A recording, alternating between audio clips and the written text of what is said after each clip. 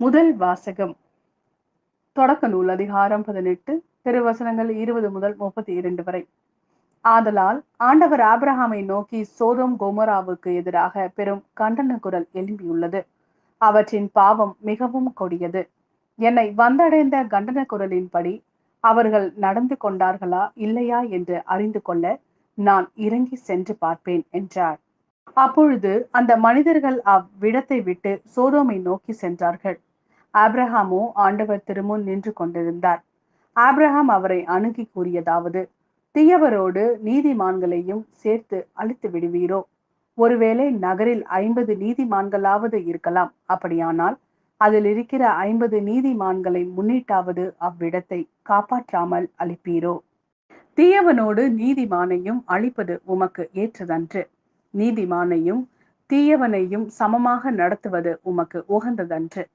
அனைத்து உலகிற்கும் நீதி வழங்குபவர் நீதியுடன் தீர்ப்பு வழங்க வேண்டாமோ என்றார். அதற்கு ஆண்டவர், நான் சோதோம் நகரின் 50 நீதிமான்கள் இருப்பதாக கண்டால் அவர்களின் பொருட்டு முழுவதையும் காப்பாற்றுவேன் என்றார். அப்பொழுது ஆபிரகாம் மறுமொழியாக, தூசியும் சாம்பலுமான நான் என் தலைவரோடு பேச துணிந்து விட்டேன். ஒருவேளை அந்த 50 நீதிமான்களில் 5 பேர் குறைவாய் இருக்கலாம். 5 பேர் குறைவதை முன்னிட்டு நகர் முழுவதையும் அழிப்பீரோ என்றார். அதற்கு அவர், நான் 45 பேரை அங்கே கண்டால் அழிக்க மாட்டேன் என்றார். மீண்டும் அவர் உரையாடலை தொடர்ந்து, ஒருவேளை அங்கே 40 பேர் மட்டும் காணப்பட்டால் என்ன செய்வேன் என்று கேட்க, ஆண்டவர், 40 நீதிமான்களின் பொருட்டு அதனை அழிக்க மாட்டேன் என்றார். அப்போது ஆபிரகாம், என் தலைவரே, நான் இன்னும் பேச வேண்டும், சினமடைய வேண்டாம். ஒருவேளை அங்கே 30 பேரே காணப்பட்டால் என்ன? அவரும் 30 பேர் அங்கு காணப்பட்டால் அழிக்க மாட்டேன் என்று பதிலளித்தார். அவரின் தலைவரே, உம்மோடு அடியேன் பேச துணிந்து விட்டேன். ஒருவேளை அங்கு 20 பேரே காணப்பட்டால் என்ன? அதற்கு அவர், 20 பேரை முன்னிட்டு நான் அழிக்க மாட்டேன் என்றார். அதற்கு அவர், என் தலைவரே, சினமடைய வேண்டாம். இன்னும் ஒரே ஒரு தடவை மட்டும் என்னை பேசவிடும். ஒருவேளை அங்கு 10 பேர் மட்டும் காணப்பட்டால் என்ன? அவர் அந்த 10 பேரை முன்னிட்டு அழிக்க மாட்டேன் என்றார். ஆபிரகாமோடு பேசி முடித்த பின் ஆண்டவர் அவரை விட்டு சென்றார். ஆபிரகாமும் தம் இடத்திற்கு திரும்பி சென்றார். இது ஆண்டவரின் அருள்வாக்கு. இறைவா, உமக்கு நன்றி. இரண்டாம் வாசகம். கொலோசையருக்கு எழுதிய திருமுகம் அதிகாரம் 2 திருவசனங்கள் 12 முதல் 14 வரை. நீங்கள் திருமுழுக்கு பெற்றபோது அவரோடு அடக்கம் செய்யப்பட்டீர்கள். சாவிலிருந்து அவரை உயிர்த்தெழ செய்த கடவுளின் ஆற்றல் மீது கொண்டுள்ள நம்பிக்கையால் அவரோடு நீங்களும் உயிர் பெற்று எழுந்துள்ளீர்கள். உடலில் விருத்த தேசனம் செய்து கொள்ளாதவர்களாயும் குற்றங்கள் செய்பவர்களாயும் வாழ்ந்ததால் நீங்கள் இறந்தவர்களாய் இருந்தீர்கள். கடவுள் உங்களை அவரோடு உயிர் பெற செய்தார். நம் குற்றங்கள் அனைத்தையும் மன்னித்தருளினார். நமக்கு எதிரான ஒப்பந்த விதிகள் பல கொண்ட கடன் பத்திரிகையை அவர் அழித்து விட்டார். அதை சிலுவையில் வைத்து ஆணி அடித்து அறவே ஒழித்து விட்டார். இது ஆண்டவரின் அருள்வாக்கு. இறைவா, உமக்கு நன்றி. லூக்கா எழுதிய நற்செய்தி அதிகாரம் 11 திருவசனங்கள் 1 முதல் 13 வரை. இயேசு ஓரிடத்தில் இறைவனிடம் வேண்டிக் கொண்டிருந்தார்.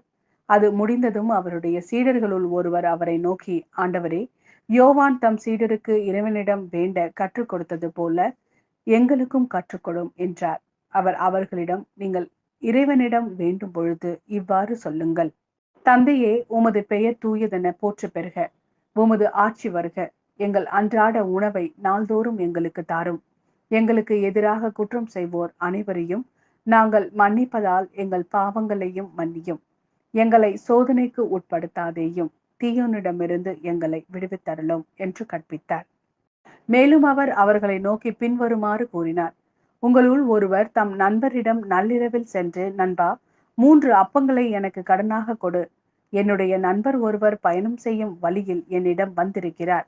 அவருக்கு கொடுக்க என்னிடம் ஒன்றுமில்லை என்று சொல்வதாக வைத்துக் கொள்வோம். உள்ளே இருப்பவர், எனக்கு தொல்லை கொடுக்காதே, ஏற்கனவே கதவு பூட்டியாயிற்று. என் பிள்ளைகளும் என்னோடு படுத்திருக்கிறார்கள்.